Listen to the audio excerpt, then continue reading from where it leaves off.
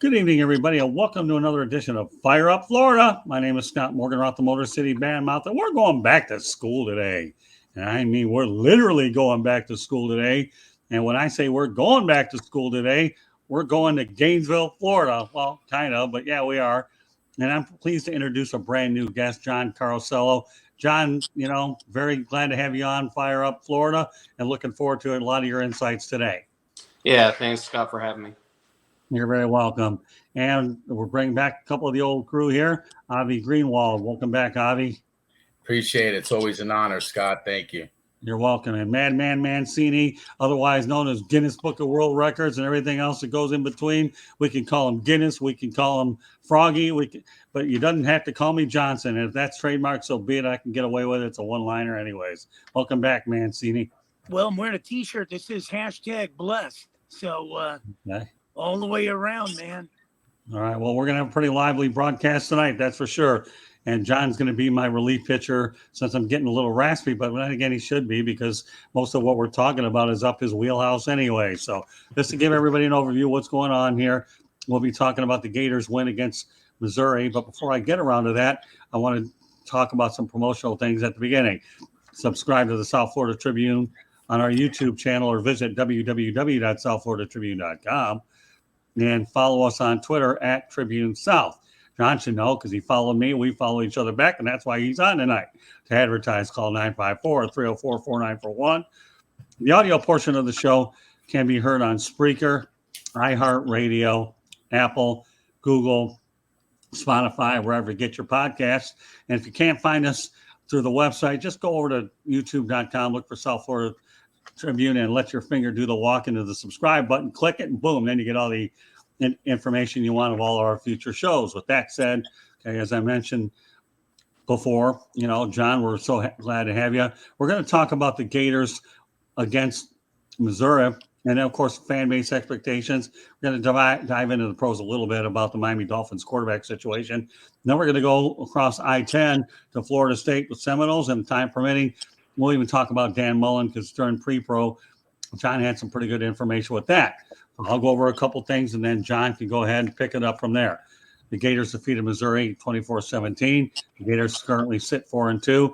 The Gators don't have an identity 6 games into the Billy Napier era, and many thought it would actually be the Anthony Richardson show, but Richardson has at least 1 turnover in 5 consecutive games. Florida can't stop the run. It has little prowess. All right, I know that the Gators go ahead and take on LSU on Saturday.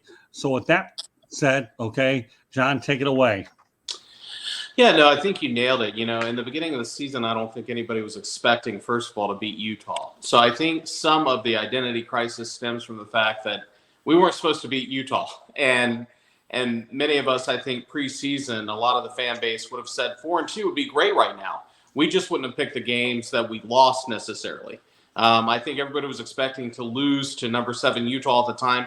And the fact that we didn't, it changed everything in the minds of Florida fans. I was at the Swamp that night. It was unbelievable. I wrote about it and was talking about how the feeling in the stadium took me back to 2006. I mean, it was just that kind of energy. You had this incredible quarterback who was playing lights out. He was automatically being talked about a Heisman candidate immediately following the game. The NFL was drooling over him, talking about where he would go in the draft. I mean, it was insane, and it was instant until the next week. And so once we went into the next week, and then we started seeing all these different problems that were really there against Utah. But, thanks to Bernie's late interception in the end zone to seal the victory against Utah, there was a lot of things that we didn't see. We were just kind of in this honeymoon period, and looking with rose shades because all we could see is the fact that we just beat Utah. We're back, and all of that excitement that went with it. Since then, we've seen the reality of what I think a lot of Florida fans really expected to see before the season began. Billy Napier came in here he's inherited these players. He's come in here with a whole different philosophy. He is a hard hat, lunch pail kind of guy. He is not about flash. He is not about gimmicks. Dan Mullen would get beat, and then he'd show up at a press conference and talk about how great his offense was, how great his game plan was. He didn't care if the other team put up 176 points. His offense was great. Billy Napier's not that way. It's a completely different culture now. And so I think that what we're seeing in terms of the identity crisis is really par for the course. I likened it in an article that I just published today to a construction crew on the road.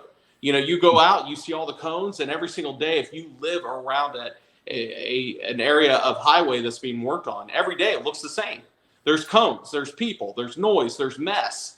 But beneath the surface, things are changing, they're expanding, and they're getting ready to support an infrastructure that's really going to make a highway for where you want to get it, where you want to go. And I believe that's what Billy Napier is doing right now in Florida.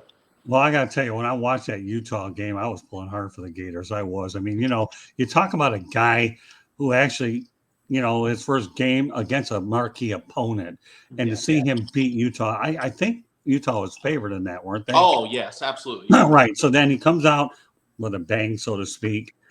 And, when you talk about first impressions being what they are, he definitely did. A few things in the chat room. Ralph Williams, good to see you again. And how you doing, Will Vogel? And I should mention Will Vogel is going to be one of the newest additions on 108 Stitches Baseball Talk. So thanks a lot, Will, for tuning in. I have a lot of new people I'm bringing on. Obviously, John, you're just the latest of a lot that we have going on. So getting back to the Florida-Utah game, what was the energy like, after that? Because that was a really exciting contest that nobody expected to win. I mean, I hate to pick on one game, but as I mentioned, when you talk about first impressions, that was an awfully good one. Oh, yeah, it was amazing. And it was meme central from the fan base after that, talking about Billy Napier, just glorifying Billy Napier. But, the atmosphere leaving Ben Hill Griffin Stadium that night, it was like 2006. The only thing I can say, I saw grown men crying. It was interesting. It was magical in a way. I mean, it really was. It's something that you don't see very often. But to me, as a Florida fan who's gone, 2 games year after year, there was all of a sudden like new life in the Florida program that I think we've been craving and looking for since Meyer's departure. And even under Mullen, I wrote about this as well, talking about that Alabama game that Florida almost won at the beginning of last year against Alabama. The whole atmosphere felt like we were going to lose that game the entire time.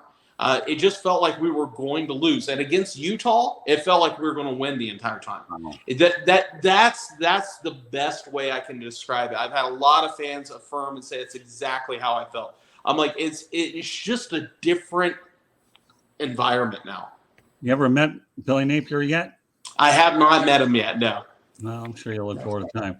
So before I turn it over to Avi and Madman, okay, they face LSU Saturday, and I can tell you one thing about LSU. That Brian Kelly has the worst Southern accent that I have ever seen. And if that isn't good enough, okay, because it is horrible. Right? It's bad. But this guy here is going to get – I'll say this because you're a Gator anyway, so you probably agree with me. I might make a few friends in Gainesville. Brian Kelly's going to eat humble pie in the SEC as he did when he was with Notre Dame. I really believe that's the case.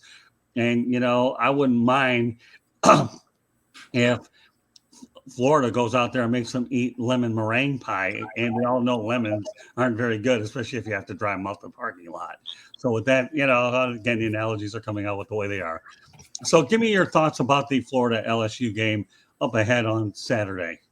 Yeah, so LSU has they've become more and more of a rival for Florida as time has gone on. Florida currently leads the series by 1 game. And with what happened, and there's been so many controversial plays that have ended up winning games, and Marco Wilson throwing the shoe, and there's just so much history between Florida and LSU, especially the last 15 years. It's going to be a hard-fought game. We just saw Tennessee blow their socks off 40-10 in Baton Rouge. So I believe that LSU is probably going to come with a chip on their shoulder to Gainesville. But I know that the atmosphere in the Swamp is going to be unbelievable.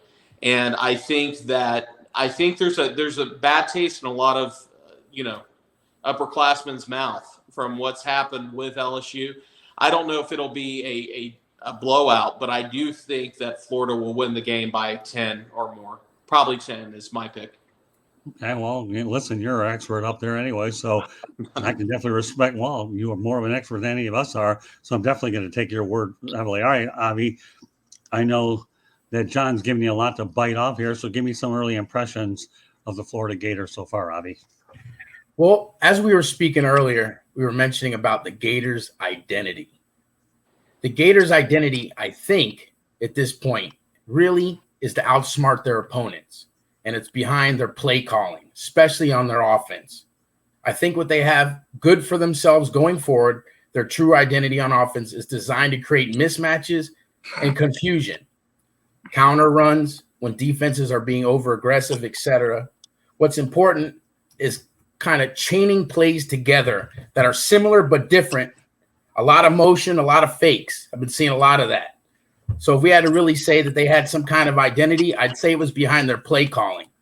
That was something that Napier really talked about when he got on hired, is that they needed to find an identity. So if you had to really kind of say what kind of identity they have, I would definitely say it's their play calling right now. They're definitely creating mismatches for their opponents and being really aggressive with that. So I definitely like what I see going forward. They definitely got a big hill to climb with LSU next week, though. So we'll see what happens. Well, just jump in real quick there. Last week, one of the most encouraging things that I saw was one penalty from Florida. You don't understand, like, that is monumental. As a Gators fan, that never happens. One penalty for 5 yards. Last year, we were second worst in the SEC in penalties. I think we had like 114, 120 penalties. It was ridiculous. To see that, I agree with what you're saying, Avi, with the play calling.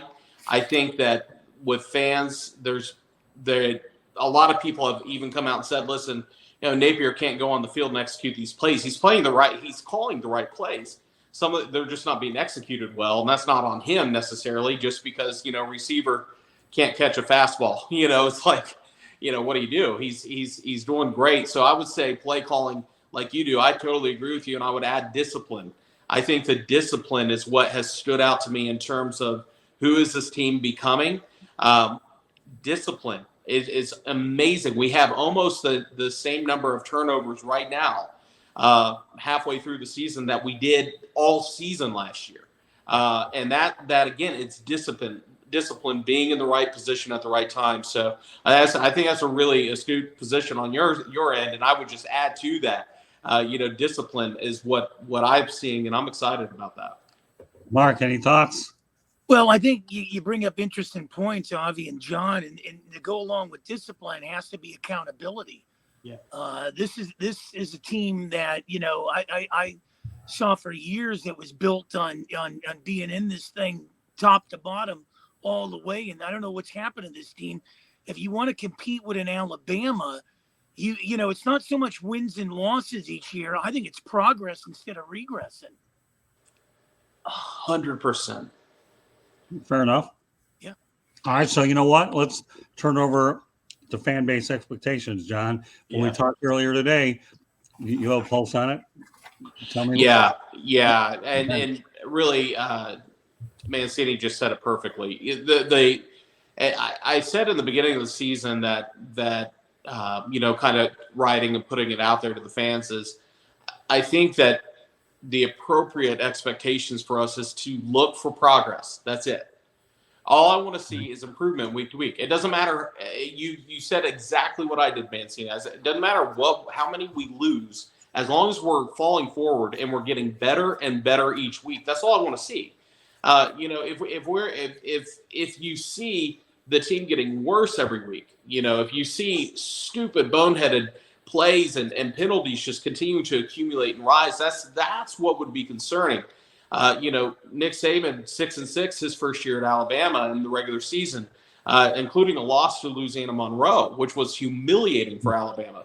But you know what? They were eliminating penalties, they were causing turnovers, and they were getting better.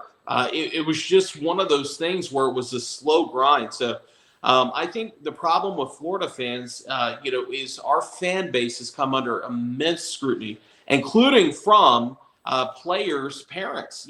Trevor Etienne's mom came out and blasted the fan base just a couple weeks ago, made wide circulation talking about how toxic it is and talking about, how unreasonable Florida fans are. And she had a point. Not everything she was saying was just, hyperbole. She had a point. There's a lot of fans that are that way. As a matter of fact, just to give you a taste of it, there were fans talking about how we need to bench AR and play Kitna on Saturday. Wow. I mean, I'm still just bewildered that anybody would even say something like that. But there was a pocket of fans that apparently still do, because I put a poll out on Twitter, that still think that that's the answer. So what you have is a fan base who got unbelievably spoiled over a period of 20 years.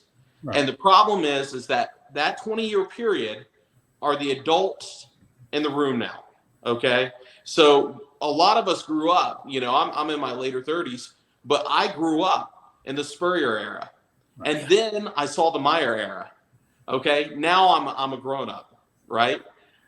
And so what about from 1906 to 1990? Well, not much. Okay, so the problem is that old school Florida fans, they get it. Those who are around with Charlie Pell, they understand, and they're telling the rest of us, hey, chill, right? Things are not that bad. You understand, we've gone through a lot worse. But Florida fans that grew up when I did, we're going, no, we're national contenders every year. Right. We're right there with Bama. We're not.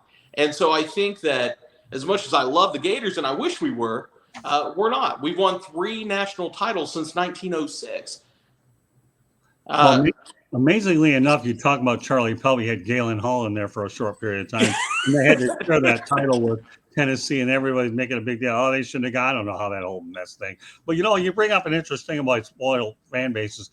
And I'm from Metro Detroit, okay, and a lot of the young millennials got used to the Red Wings making the playoff 25 years in a row. And all of a sudden, now the last few years, okay, they haven't made the playoffs, so they didn't know any other way. So I can certainly relate from a Motown perspective what you Gators are going through, that when you set your expectations high, you don't seem to want to come down. And the group of coaches that you went out there and listed were pretty good. I like it when Mancini goes ahead and puts his finger wagging like a dog. That means he wants to talk. Okay, talk, doggy. Well, where's Joakim Noah when you need him? I mean, look at that basketball program. I mean, unbelievable. I mean, the Gators.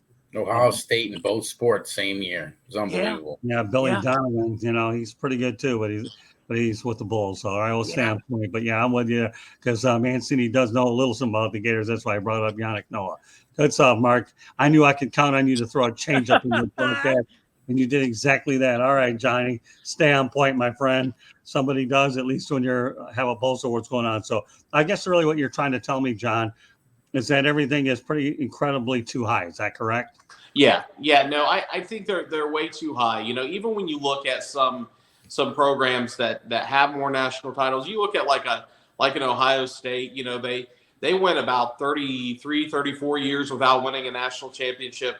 And yet, nobody looks at Ohio State or looks at them differently. The fact is that Nick Saban has made winning titles in the SEC. He's made it look so feasible, so attainable, that when you're not there and you've been there before, especially in Florida's position, having beaten Saban back in the day with Meyer, there's this expectation, there was this hope that didn't materialize. And because that hope didn't materialize, I think we're just seeing a lot of fans that are still, they haven't let it go. You're seeing Saban there and they're going, that should be Florida.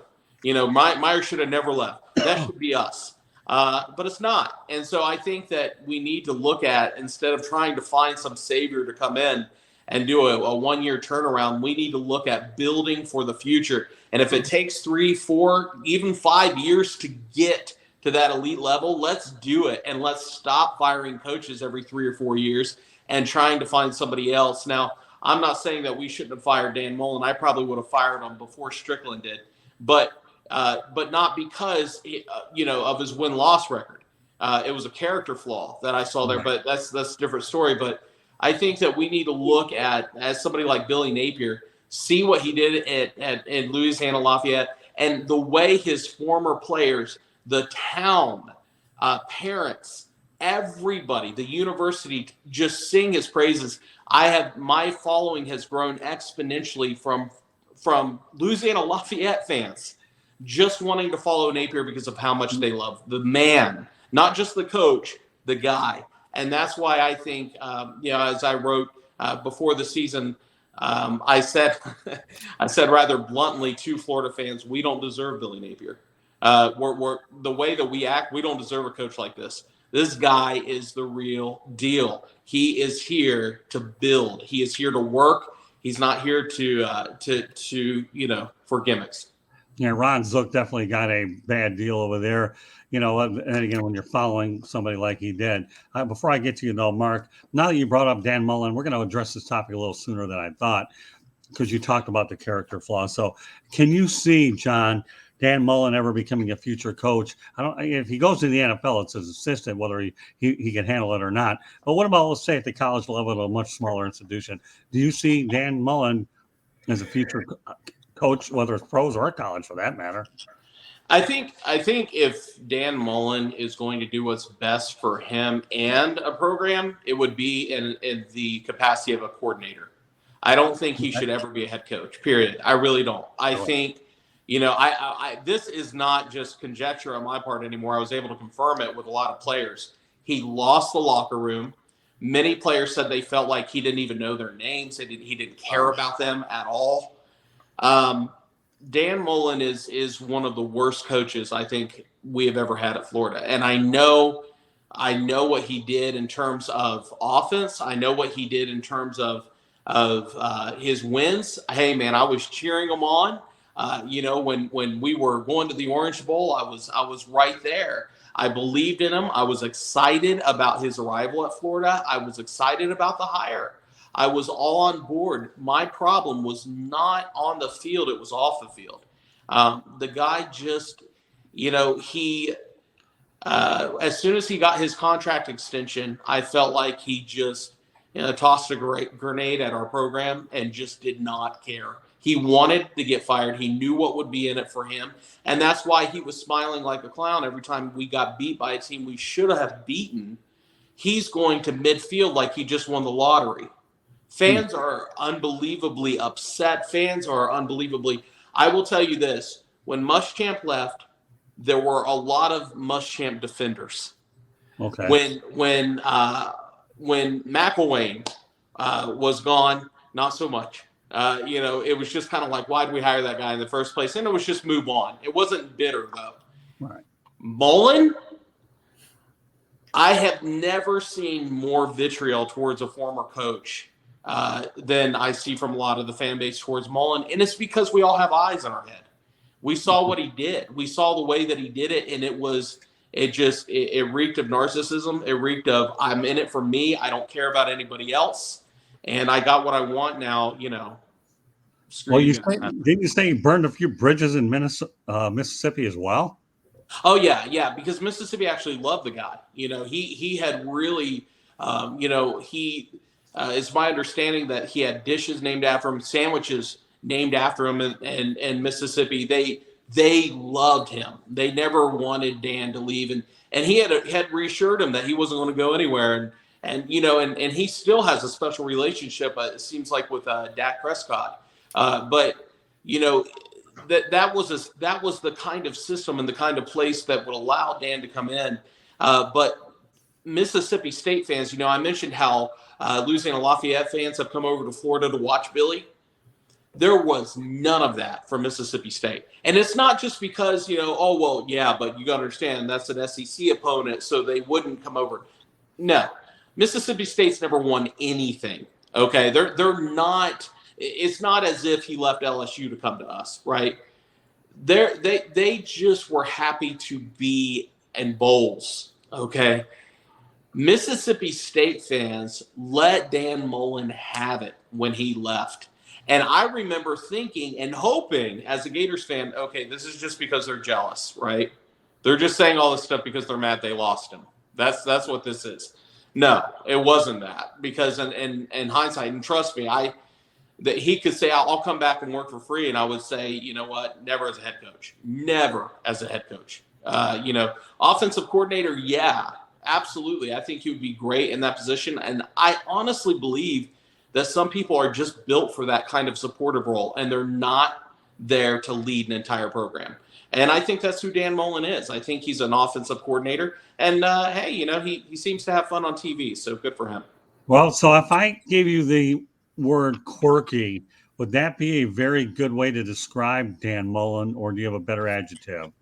Quirky? Quirky. Oh, yeah, no, quirky would be great. Yeah. Yeah, I mean, you know what? I have never seen, Randy Quaid's character in Christmas Vacation? That's that Cousin Eddie. That's who our fan base. That's when our fan base talks about Dan Mullen. That's who we call him. That's funny. Interesting. All right, Avi, Mark, you want to add to the Dan Mullen conversation? I know you guys are patiently waiting while Johnny gives it to you. I don't have much to say on Dan Mullen. I definitely agree. He was definitely a cancer while he was there. Yeah. If you don't have respect to the locker room, you're not remembering players' names, you shouldn't be there. I mean, it's not good for your look. It's not good for what you're there for what they brought you in for. So what are you gonna do? I definitely believe he shouldn't be there. So I can tell you one fan base that doesn't like Dan Mullen, the Michigan Wolverines. He beat them twice, once at Mississippi State and once in Florida. But I had to get that analogy out there. I'm from Motown, so all right, Mark. You've been a very good sponge today, Mark. I'll give you a medal and a gold-plated sponge here, because I know that this is definitely, if there's ever a time you're a fish out of water, when you bring up a Yannick Noah basketball analogy, at least you get your due here, and your listening skills have been very good tonight, Mark. So what do you want to say about Well, this? I appreciate it. And I think the bar has been set in Tuscaloosa with all these coaches. I really do. I mean, you look at all of them across the board, and before the season, you're chasing Nick Saban there. Regardless of you coming in, you're seeing that with Brian Kelly at LSU. He had a cream puff job at Notre Dame. He comes down to, the Bayou City there, and you see I think the smartest guy in this whole thing was Lincoln Riley. He figured, I'm heading out west and building a program where I can be a little unnoticed here.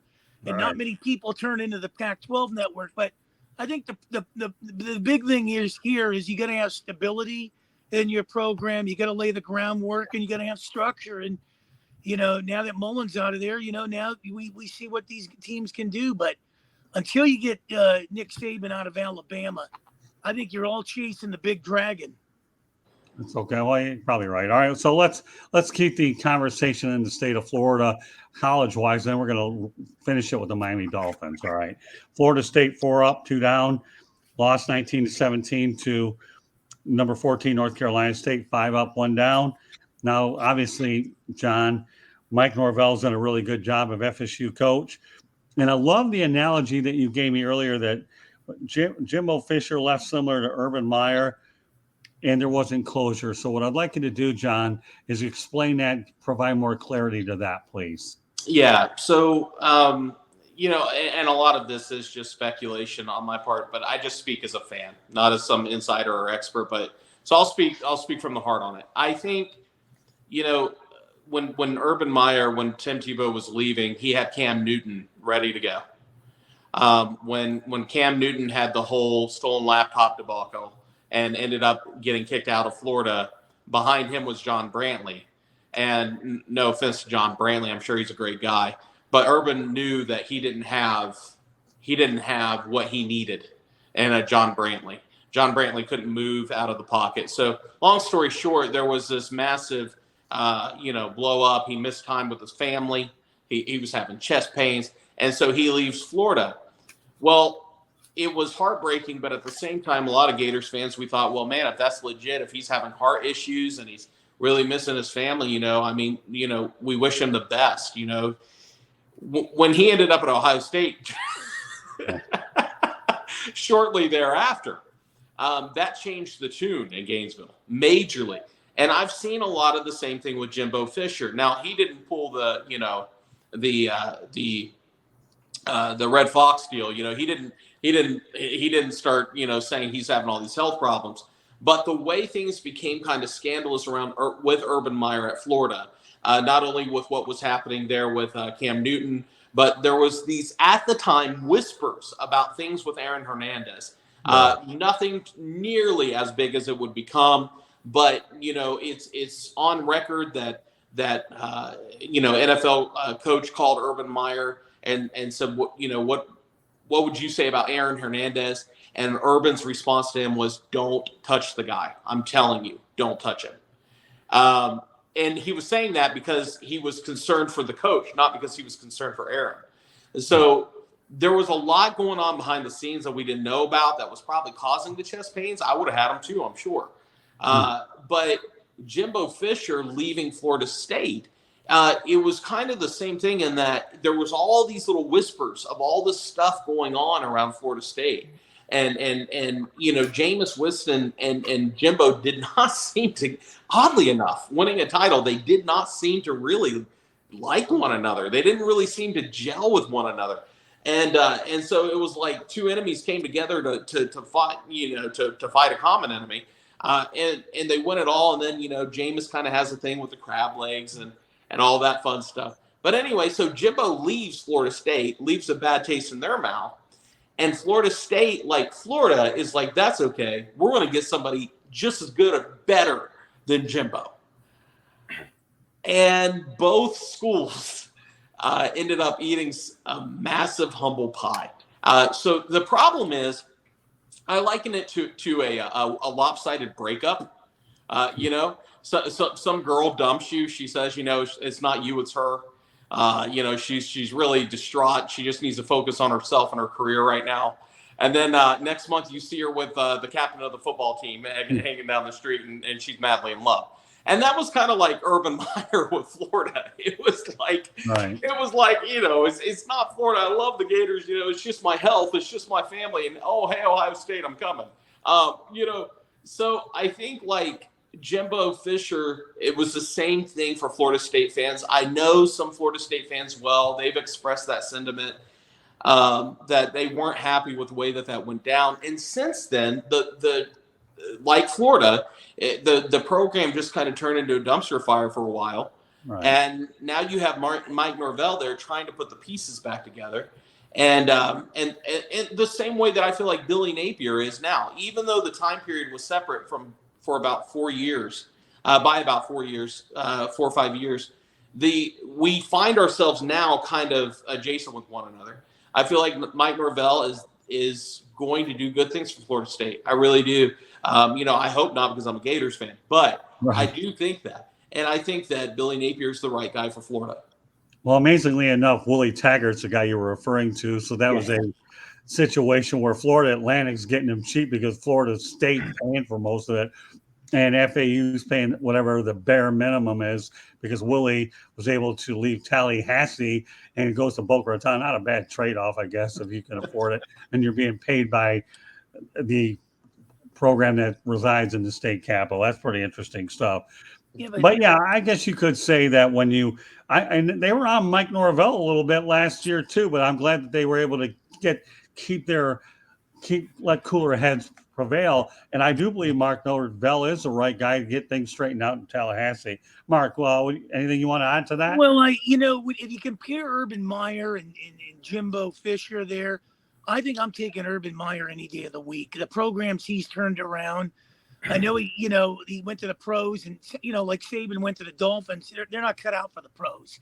We've seen that in college basketball with Calipari and Patino and Tarkanian. These guys aren't cut out. They're cut out for college game. But I'm not a big fan of Jimbo. I mean, what has Jimbo Fisher done at Texas A&M to, he's always talking about going head to head against Nick Saban and everything, but I'm just not a big fan of Jimbo Fisher. Well, the only thing I'll say to that, Mark, is I thought that Texas A&M made a mistake letting Kevin Sumlin go, but I want to keep things on track. That's all I want to do, so that we do. I agree.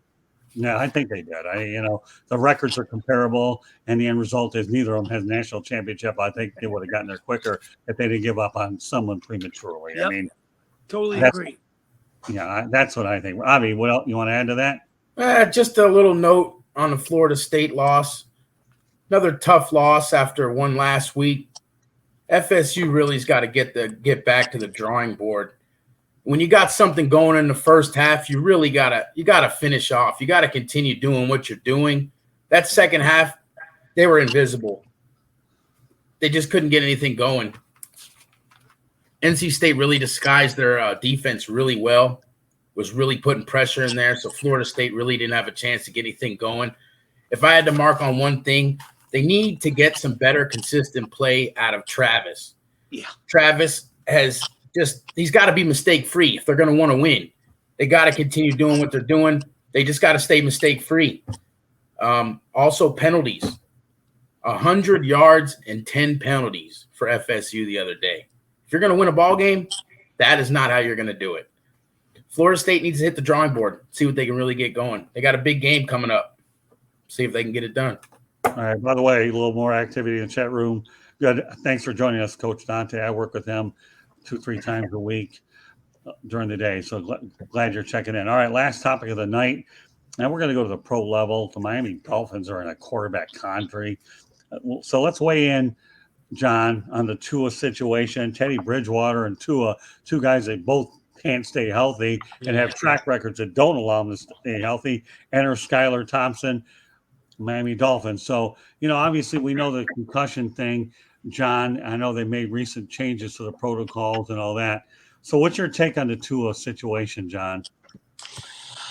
Yeah, I mean, if you're talking about the injury, I was watching the game against the Bengals too when he went down, and I mean, I was just as horrified. I think it's anybody else watching the game. It was terrible to see him, the way his hand was contorting.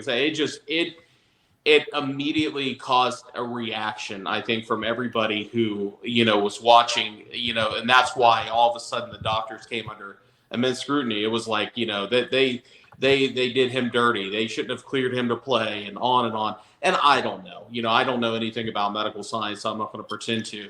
I would say, obviously after that concussion, and he was quickly released and allowed to go home with the team, and so that seemed promising. Putting Bridgewater in there, and then boom, Bridgewater goes down, another concussion.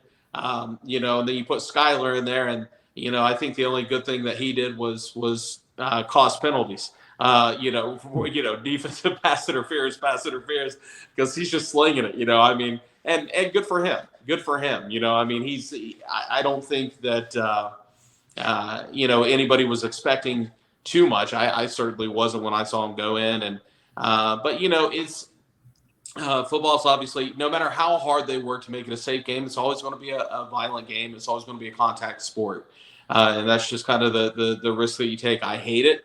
I hope that Tua gets better. I think the Dolphins have a great season ahead of them if they can get healthy, not just with Tua, not just with Bridgewater, but they have several key guys that are out right now. And I think if they can get healthy, I think Miami will have an excellent season, maybe the best they've had in a very long time. I mean, they ended. I mean, they had a hot streak last year, and I think that they're poised to just take that streak and they started 3-0. I mean, they had it.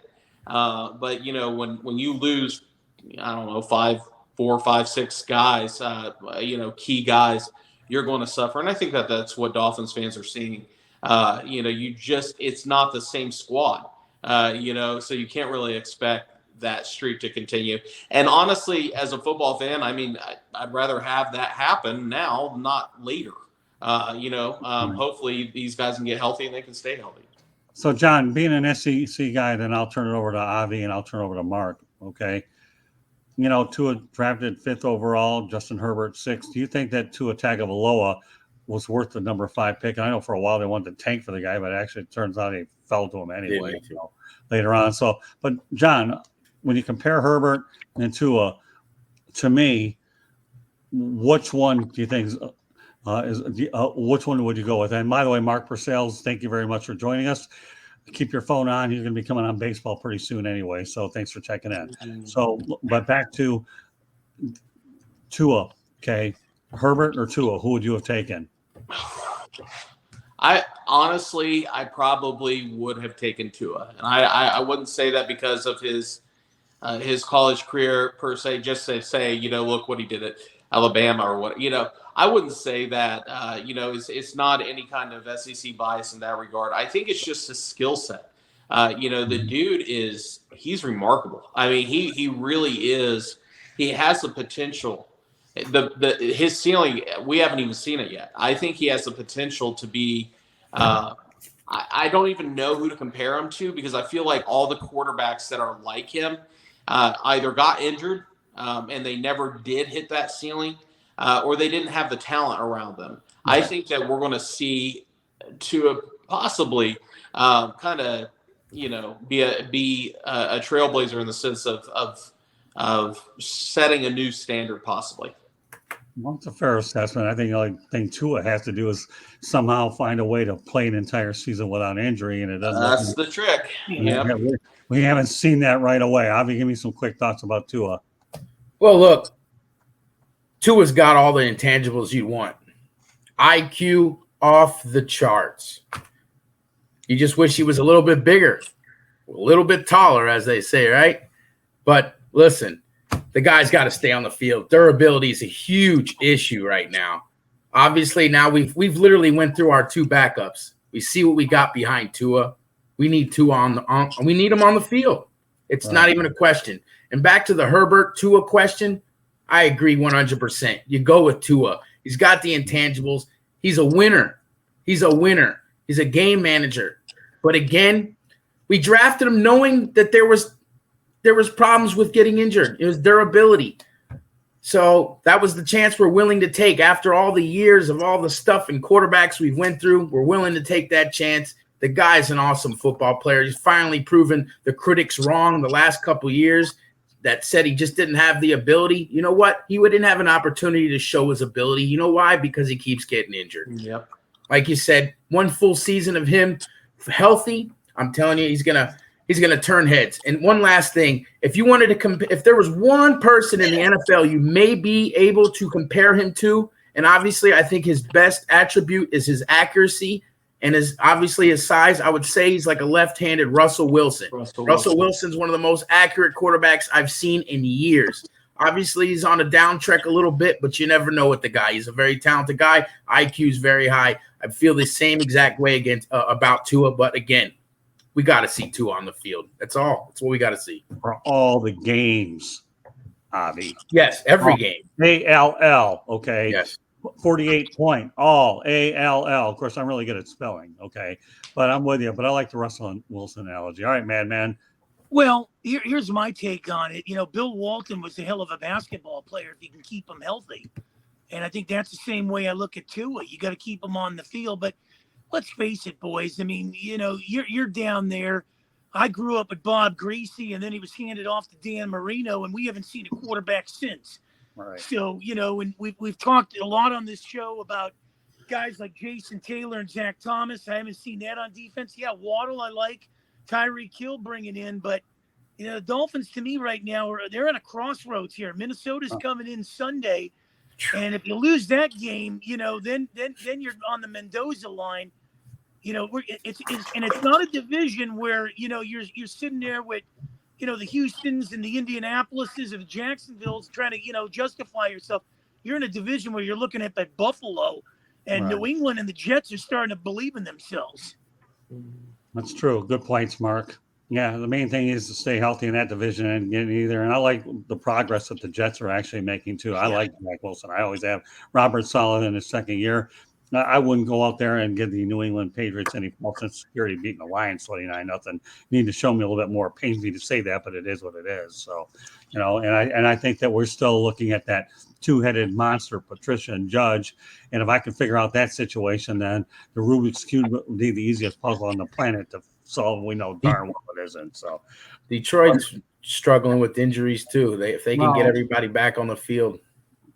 You're going to Probably be at this point in time, you know what? Everybody's struggling with injuries. The question is who you have better players with. So, meanwhile, just, let's fire up Florida. Glad to be joined by John Carosello, our special guest tonight with the Florida Gators. John, really enjoyed having you on the show tonight. So I'm going to go over some company information in a moment, but any closing thoughts about your first experience with us? Man, I honestly, I'm just honored being on the same platform with you guys. It's been a lot of fun hanging out and getting to hear your insights. So really astute insights from you guys, and just appreciate you having me on, Scott. Looking forward to having you back. Subscribe to the South Florida Tribune YouTube channel, or visit www.southfloridatribune.com and follow us on Twitter at Tribune South. To advertise, call 954-304-4941. The audio portion of the show can be heard on Spreaker, iHeartRadio, Apple, Google, Spotify, wherever you get your podcast. If you have a hard time accessing our Twitter channel through the website, by all means, feel free to do so by going to youtube.com. Look for South Florida Tribune, hit the subscribe button. You'll be able to see all the shows we have. Mark, anything you want to add to this? No, John was great. Avi was great. You're great, man. What a show, man. It's a show that's sweeping the country. And just to throw a little gas back on that Lion fire, lead the league in offense and lead the league in defense as far as giving up points. So you gotta find a happy medium. That's okay, Mark. Remember one thing: you have a little geography problem tonight. You're not on Fire Up Michigan. No, I know. I just had to throw that in. I know. That to me was that comment was like a waffling duck. Okay, so we're going to leave the waffling duck part of what it is and make sure that Mr. Madman, who's in Southern California, is attempting to think he's on Fire Up Michigan, but realize that Fire Up Florida is what it is. We have a Florida Gator instead of a Michigan Wolverine. But nice try, Mark. It's okay. It's all good, buddy. But at any rate, with that said, waffling duck, Mark Mancini, the longer I work with you, I'll have more nicknames than politicians have lives. So stick around for a while. See if you can go ahead and handle a few more that I'm going to throw your direction. But I will say this, so Mark gets it a lot anyways, because I deal with him on Saturday, on Sports Talk Saturday with Mark and Mancini and Bruce Kessinger. We have a whale of time doing that show. So since Mancini likes to throw waffling ducks, I'll throw him the first dibs here about how they can get a hold of them. Well, XM 203, Sirius 217, WWDB AM 860 out of Philly, and just finished up my second year with the Pittsburgh Pirates. So a blessed man here. Yeah, I like the way you go ahead and knock all my teams. Just how many games did the Pirates lose this year, Mark? They lost 100. Oh, my goodness. They hit the century mark. Enough said. I feel bad. Sorry, Mark, but you're going to go out there and criticize my Lions. The Pirates don't go easy either, and it's been worse. All right, with that said, Avi Greenwald, now that you're the monkey in the middle between all these insults, and I give it to everybody, Avi, so don't ever take it personal. Give it to us here. Give me your contact. Well, first, I want to say it was an honor being on with you, John. Absolute phenomenal insight. I loved hearing what you had to say about Florida and FSU football. Can't wait to see you more. You can definitely find me, Greenwald Avi, on Twitter, Avi Greenwald on Facebook. We'll be seeing more coming. Lots of content. Follow me. Let's do this. Very good. All right, John Carosello. Why don't you give it all to him on Twitter? Because there's a little lesson for everybody out there. I met John Carosello on Twitter, and had a lot of good guests on Twitter that I've met, and John's just the latest in a long line. I'm looking forward to doing more and more projects with John. But why don't you give all your contact information as well, John? You've been nothing short of sensational tonight, and we're so glad to have you. Well, thanks again, guys. Really, you guys are awesome. You can find me on Facebook, facebook.com/GatorsThings. Find me on Twitter at GatorsThings, Instagram at GatorsThings. So it's pretty much my handle. If you're trying to contact me, you can get a hold of me on any of those platforms. I'd appreciate a follow, like, shares. I put a lot of the articles of what I'm building on Facebook, so sharing those articles helps a lot. I appreciate, again, the opportunity to come on here and then to put that plug out there. Thank you very much. Oh, John, it's my pleasure. Also, a little shout out to Candy Ebling. Does an unbelievable job with the South Florida Tribune. So, Candy, we all appreciate everything that you do to help us keep the platform afloat. And if you want to email us, feel free to do so, southfloridatribune@gmail.com. And as I aforementioned, you can follow us on Twitter at Tribune South. And please, once again, subscribe to the South Florida Tribune YouTube channel. So this concludes this edition of Fire Up Florida. So on behalf of John Carosello, Avi Greenwald, and Mancini, thank you very much for joining us, and we'll catch you the next time. Take care, everybody. Go out there and be safe. God bless, and thanks for joining us. Good night now.